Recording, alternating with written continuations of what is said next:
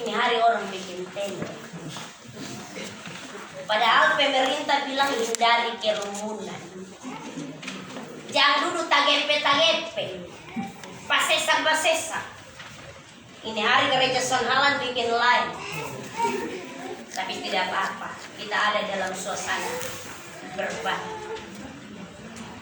Bapak Mama, Saudara orang Rihan, belum 1 minggu kita melewati suatu perayaan besar yang sangat luar biasa untuk negara Republik Indonesia. Suatu peristiwa yang sangat luar biasa, yaitu kita memperingati kemerdekaan negara Republik Indonesia. Saya mengawali bagi kita sekalian salam kemerdekaan. Merdeka! Merdeka! Merdeka! Merdeka! Merdeka! Merdeka! Itu semangat masih ada dalam sanubari. Walaupun dari tahun 45, tapi sampai dengan ini hari, itu semangat masih tetap berkobar. Amin. Amin. Apalagi yang muda-muda dong. Merdeka. Kok jadi tulang punggung ini bangsa boleh mana kalau merdeka? Merdeka lepas. Kata merdeka, saya lihat di dalam kamus besar bahasa Indonesia. Dia punya arti bebas dari perhambaan atau bebas dari penjajahan atau lepas dari tuntutan atau tidak terikat dengan pihak tertentu. Itu arti merdeka. Merdeka berarti bebas. Kemerdekaan diartikan sebagai suatu keadaan atau kondisi di mana kita siap untuk berdiri sendiri. Suatu kondisi bebas, lepas, dan tidak terjajah lagi. Itu menurut Kamus Besar Bahasa Indonesia. Kemerdekaan menurut Alkitab, yaitu kebebasan. Tidak ada lagi di bawah tekanan perhambaan. Bebas. Bapak Mama, Saudara orang beriman yang sangat diberkati Tuhan. Tentunya bahwa ngomong soal kemerdekaan dan peristiwa yang baru saja kita lewati belum 1 minggu bagi bangsa Indonesia, ada 2 gejala atau orang bilang bahasa kaset naik bilang fenomena.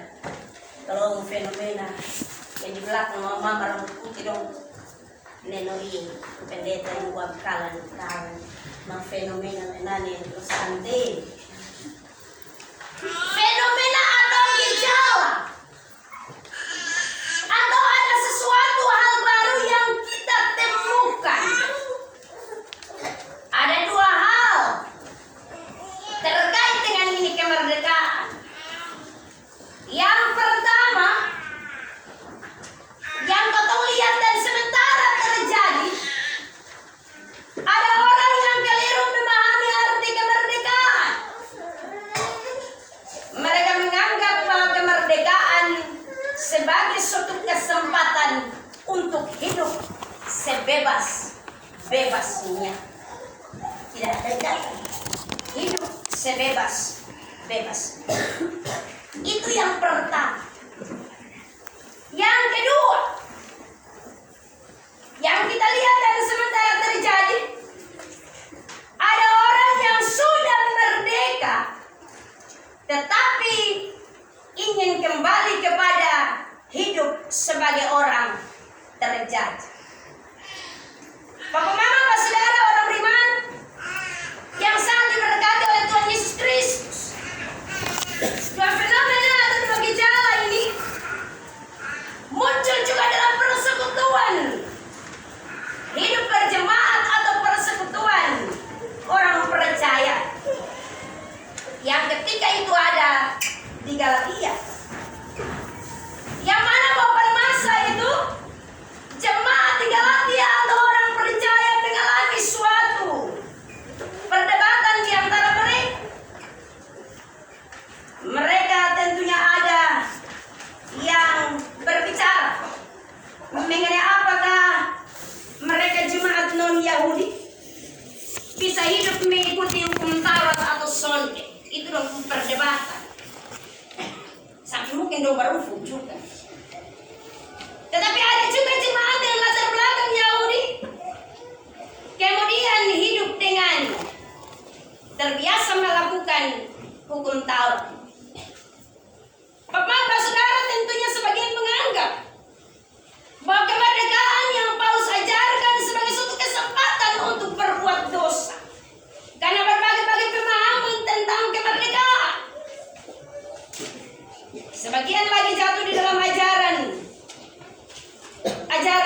tidak benar untuk kembali melakukan hukum Taurat secara taat, khususnya tentang sunat.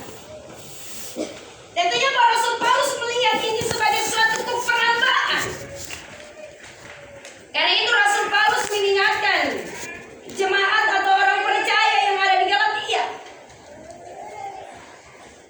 agar panggilan Kristus untuk memerdekakan tidak boleh dimaknai sebagai suatu kesempatan untuk hidup di dalam dosa.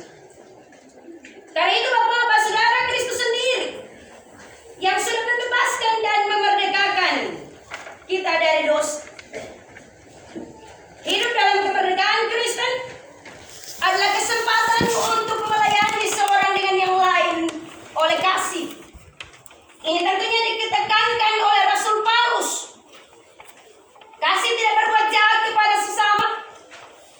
Kasih tidak mengajarkan orang untuk saling menggigit dan saling menelan, serta saling membinasakan. Kasih dan kebaikan harus dibagikan. Menurut Rasul Paulus, bahwa dengan mengasihi kita telah melakukan hukum Taurat. Tentunya Bapak-Bapak Saudara, bahwa di sini Rasul Paulus tidak hanya mengingatkan para pengajar Yahudi yang mempengaruhi jemaat-jemaat atau orang percaya ketika itu, tetapi tentunya bahwa dalam hal ini Rasul Paulus juga menegur orang-orang percaya yang ada di Galatia untuk kembali kepada ikatan hukum dan menolak hal-hal yang sia-sia. Rasul Paulus menekankan bahwa hidup bebas dari dosa adalah dengan mengasihi sesama, dan kemerdekaan yang tentunya dinikmati bukan karena hasil usaha manusia, tetapi karena anugerah Allah. Bapak, Mama, Bapak, Saudara, orang beriman yang sangat diberkati oleh Tuhan Yesus Kristus. Pertanyaannya bagi kita adalah bahwa apakah kita sudah merdeka? Apakah kita benar-benar telah merdeka dari dosa? Ataukah kita masih hidup dan berkompromi dengan dosa? Dengan cara-cara kehidupan kita tiap-tiap hari. Kita sudah dimerdekakan oleh Kristus dari dosa. Tetapi tentunya bahwa kita masih hidup dengan sia-sia, mengambil kesempatan dalam kesempitan, hidup dengan sia-sia, cara hidup yang tidak berpadanan dengan Kristus. Tentunya bahwa Rasul Paulus melihat ini terjadi dalam kehidupan jemaat di Galatia, dan tentunya juga bahwa ini menjadi bagian penting bagi kita orang percaya untuk kemudian bagaimana kita meresponi kemerdekaan bangsa dan mewujudkan kemerdekaan yang bertanggung jawab. Bapak, Saudara, orang beriman, untuk mencapai suatu kemerdekaan yang utuh, maka ada harga yang harus dibayar, yaitu dengan mempertahankan dan merawat kemerdekaan sebagai suatu anugerah. Tetapi tentunya juga jangan sampai bahwa kita mengklaim bahwa kita sebagai bangsa yang merdeka, tetapi kita juga masih tetap terjajah dengan berbagai-bagai fenomena dan keadaan yang kita lihat tiap-tiap hari. Bahwa sebenarnya kita masih hidup dan terjajah. Hidup dan terjajah dengan kemiskinan. Catatan Bapak Mama, NTT merupakan salah satu provinsi termiskin di Indonesia. Apalagi kalau potong omong TTS, bukan teka-teki silang. TTS tentunya menjadi satu kabupaten termiskin yang ada di Indonesia. Termiskin karena kita dijajah dengan perilaku hidup, dengan gaya hidup, dengan keadaan kehidupan kita tiap-tiap hari. Bukan saja terjajah dengan kebodohan, dengan kemiskinan, tetapi kita juga terjajah dengan kebodohan. Tadi pagi saya membaca suatu opini dari seorang teman. Masa pandemi, biar sonde sekolah tetap naik kelas. Masa pandemi, biar sonde sekolah tetap naik kelas. Coba tanya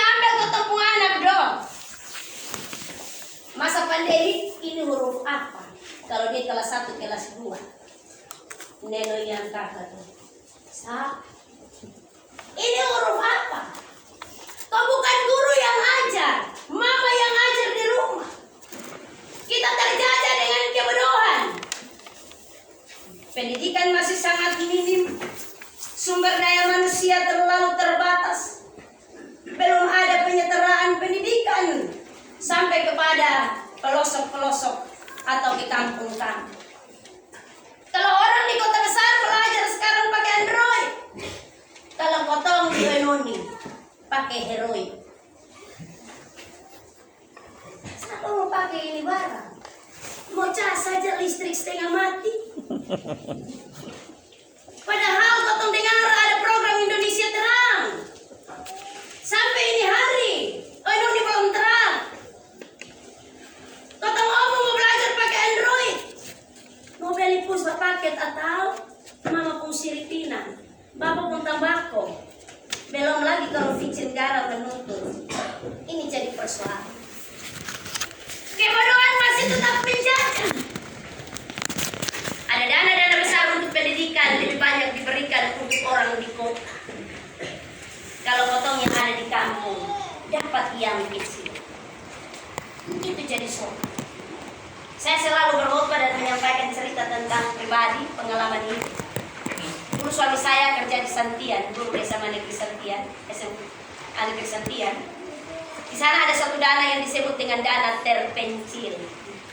Ada dana terpencil, dana terdepan, dana terbelakang, dan dana-dana yang lain. Tetapi begitu coba sampai pencairan, ada potongan pajak, ada potongan ini. Begitu bicara, hai, kecil sana. Iya. Udah pun lagu juga kecil, bintang kecil, di langit yang kecil, aku kecil, di desa terpencil, dana kecil, ku dapat yang kecil, sudah kecil, bagi-bagi kecil, semua serba kecil. Ini jadi persoalan. Akhirnya walaupun Indonesia sudah merdeka 76 tahun, kita masih terjajah dengan kebodohan. Karena tidak ada pemerataan dan penyeragaman. Kita bukan hanya terjajah dengan kebodohan, kita juga dijajah dengan mentalitas bangsa yang bobrok. Ada korupsi di mana-mana. Kalau begitu belum jadi pejabat, muka semua sama kayak majelis. Tetapi begitu jadi pejabat bapak mama, bukan dongpung juga dong bilang itu dongpung. Begitu kalau anggaran turun dong mulai bagi-bagi. Ingat tuh, sisip-sisip, dana siluman. Ingat tuh, kwitansi fiktif. Itu benar. Korupsi tidak akan berubah. Orang Indonesia kalau kata ngomong korupsi dia bilang, yang penting ada nasi, ada garam, ada jagung, ada lauk pauk dan seterusnya. Kata langsung pusing. Tetapi tanpa disadari bahwa Indonesia masih terjajah. Karena ada orang-orang dengan kepentingan diri sendiri. Memakai ini kemerdekaan untuk kemudian menyenangkan kepentingan diri sendiri. Generasi muda tentunya mau berkembang, tetapi juga berkembang di bawah tekanan penjajahan. Dua Indonesia sudah ada, tetapi kalau potong masuk soe dan kemudian menuju ke Kupang, sudah banyak yang pakai narkoba. Ada yang di sini pakai kok. Itu sama juga seperti siripinang. Kalau semakin makan semakin jadi pemada. Sama juga siripinang itu pakai narkoba. Begitu makan habis, apalagi kalau makan ikan kering, sampai dia akan coba cari di tetangga. Wih, kasih pinjam sini, sepotong, kok sebentar dia berganti. Itu narkoba. Suami istri dalam rumah, tetapi kalau soal siripina akan bersembunyi. Biar ada juga bilang mahal, tadi saya potong sampai sumakan.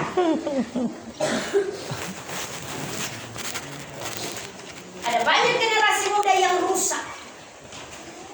Rusak dalam berkembang, rusak dalam pendidikan, rusak dalam masa depan.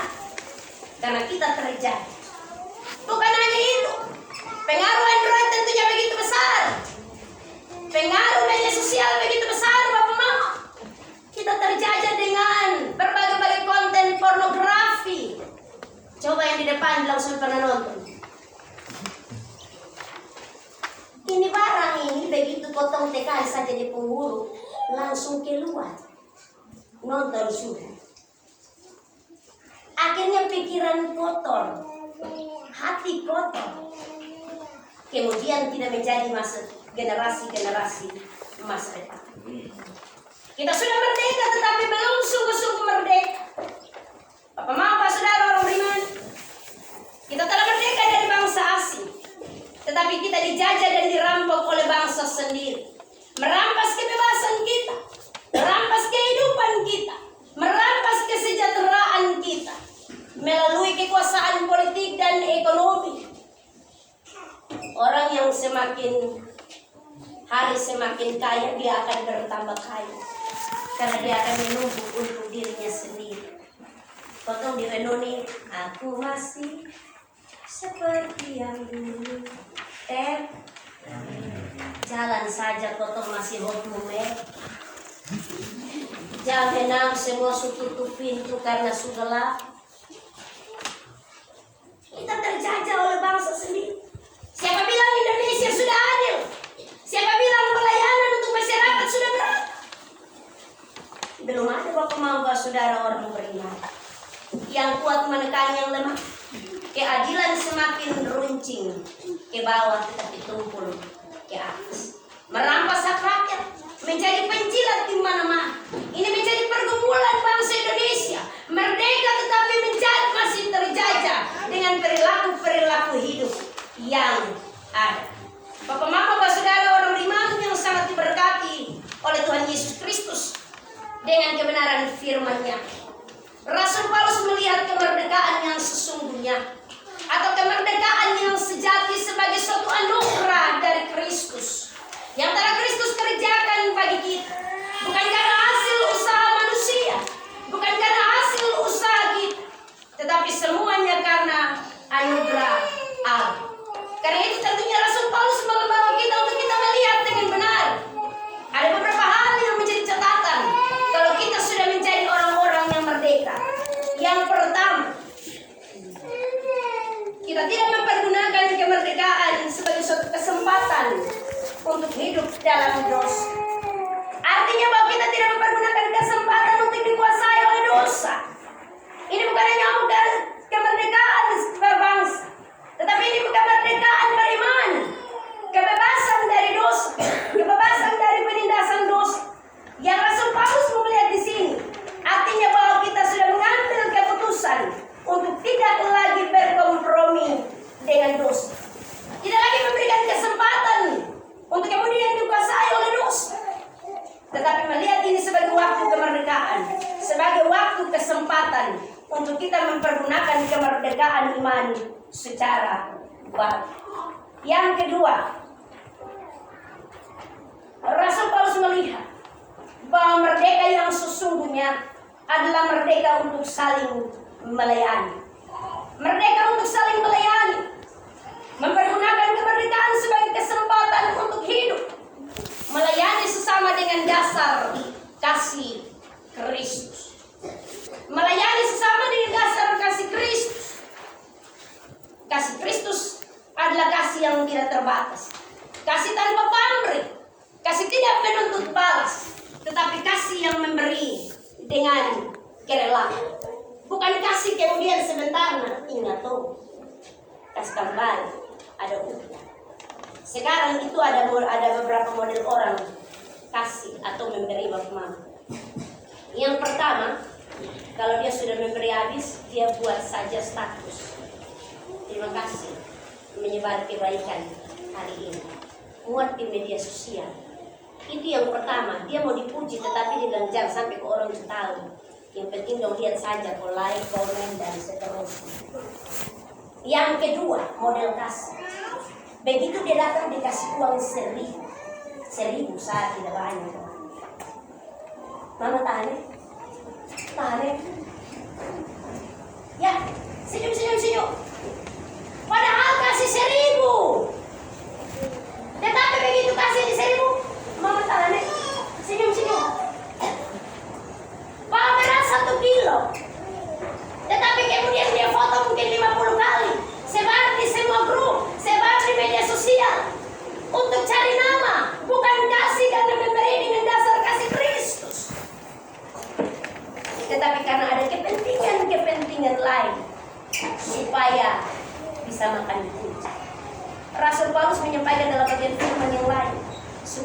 jangan sampai kita akhirnya makan kunci. Bapak Mama, Bapak Saudara, orang beriman yang sangat diberkati oleh Tuhan Yesus Kristus dengan kebenaran firman-Nya. Ada banyak hal kasih, tetapi tentunya bahwa yang hukum Taurat sampai kena diajarkan bagi kita adalah kasih kepada Allah. Kasih kepada Allah adalah yang utama. Bagaimana kita mengungkapkan, memberikan kasih kita kepada Allah. Kasih kepada Allah adalah melakukan apa yang menjadi kehendaknya dalam kehidupan kita tiap-tiap hari. Kasih kepada Allah tidak berkompromi dengan dosa. Kasih kepada Allah memiliki pengakuan yang benar untuk kemudian hidup dan meninggalkan dosa. Pengakuan ini harus dimiliki oleh setiap orang percaya. Tetapi pengakuan ini juga akan menjadi bagian bagi kita yang mengambil keputusan untuk mengiring Kristus. Kasih kepada Allah adalah kasih yang lebih besar dari segala-galanya. Allah memberikan bagi kita tanpa pamrih. Tetapi tentunya bahwa kasih kita harus wujudkan dalam kehidupan iman kita tiap hari. Bukan hanya soal kita berjanji untuk mengiring Kristus, menyangkal diri, pikul salib, dan mengikut Dia. Tetapi tentunya bahwa dalam janji itu kita benar-benar dimerdekakan di dalam iman. Di dalam janji itu benar-benar kita bertanggung jawab sebagai orang-orang yang merdeka di dalam iman. Tanggung jawab. Jadi bukan hanya sekedar janji. Kalau janji dengan Yong dan Nona sebentar move on, say goodbye. Betul kok yang muda-muda. Tetapi kalau janji dengan Tuhan, ini suatu janji yang tentunya membawa kita untuk mengambil keputusan yang sungguh-sungguh. Mengambil keputusan yang sungguh-sungguh dalam menyangkal diri kita, dalam memikul salib, dan juga dalam mengikut Kristus. Dan kasih harus menjadi dasar dalam kasih kita. Bapak Mama, Saudara, orang beriman yang sangat diberkati oleh Tuhan Yesus Kristus. Merdeka yang ketiga, menurut Rasul Paulus, merdeka berarti mengasihi Tuhan, menjadikan Tuhan sebagai patokan hidup dan iman. Sebab kemerdekaan adalah anugerah yang diberikan melalui pengorbanan Kristus. Merdeka yang sesungguhnya adalah mengasihi Tuhan, menjadikan Dia menjadi yang utama, menjadi pusat sentral dalam hidup. Menjadikan Dia menjadi yang utama, tetapi juga dengan mengingat akan pengorbanannya. Benar bahwa darahnya telah dicurahkan supaya kita mengalami kemerdekaan sejati, lepas dari perhambaan dosa. Bapak, Saudara, orang beriman yang sangat diberkati oleh Tuhan Yesus Kristus dengan kebenaran firman-Nya. Hari ini tentunya kita bersama-sama dengan kurang lebih 23 orang anak Tuhan yang mengambil keputusan untuk merdeka di dalam iman, untuk merdeka dalam memilih keputusan yang mengiring Kristus, untuk merdeka dari perhambaan dosa.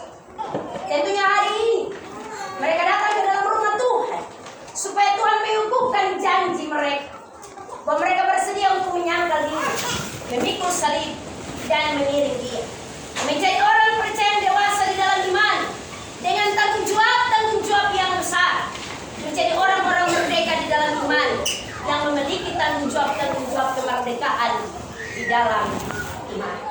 Bapak, Mama, Bapak, Saudara, orang beriman yang sangat diberkati Tuhan, tentunya bahwa kemerdekaan di dalam iman akan diwujud nyatakan dalam janji kepada Tuhan. Karena itu tentunya melalui bagian ini Rasul Paulus mengingatkan jemaat di Galatia, tetapi juga mengingatkan kita sekalian, mengingatkan kita dalam kehidupan iman kita, bahwa kemerdekaan yang sesungguhnya adalah kemerdekaan di dalam Kristus. Mari kita pulang Bapak-Bapak Saudara, sambil kita hidup sebagai orang-orang yang merdeka, lepas dari perhambaan dosa, tetapi juga tidak berkompromi dengan dosa, melakukan apa yang benar dan hidup dalam kemerdekaan. Tuhan memberkati kita dalam terang firman-Nya. Terpujilah nama Tuhan Alkitab. Amin.